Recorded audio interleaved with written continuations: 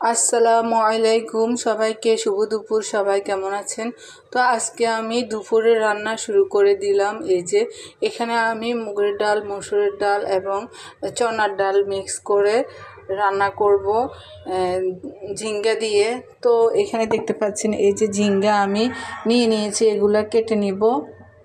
তো এখন আমি ডাউলগুলোকে প্রথমে বসাই দিলাম, সিদ্ধ বসাই দিচ্ছি। চুলাটা অন করে দিলাম, সিদ্ধ হতে থাক। তো এইদিকে আমি মিষ্টি কুমড়ার শাক রান্না করব আলু দিয়ে। তো যার জন্য এখানে দেখতে পাচ্ছেন আমি কিন্তু লোনা চিংড়ি মাছ বলে এগুলাকে, তো এগুলা দিয়ে রান্না করব।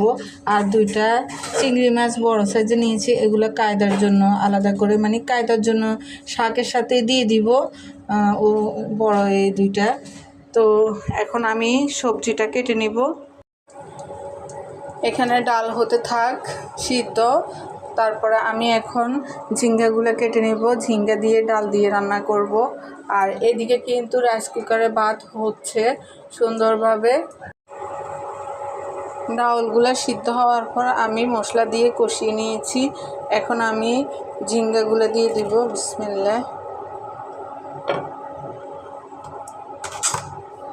একটু নেড়ে চেড়ে দিই। ঝিঙ্গাগুলো একটু ডালের সাথে কষিয়ে নিতে হবে।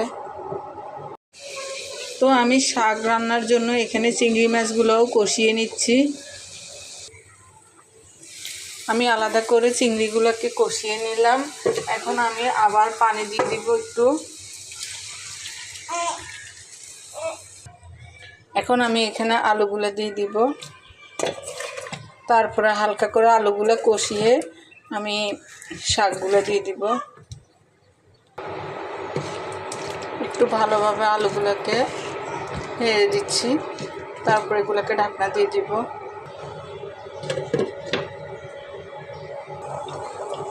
তো আমি পাতিলটা চেঞ্জ করে ফেলেছি, কারণ ওই পাতিলের শাক সহ হবে না, ছোট হবে পাতিলটা। তো যার জন্য এখন আমি নতুন পাতিল দিয়ে দিয়েছি। এই যে এখন আমি শাকটা দিয়ে দিব। বিসমিল্লাহ। তো আমি ঢাকনা দিয়ে দিলাম, শাকটা সিদ্ধ হোক।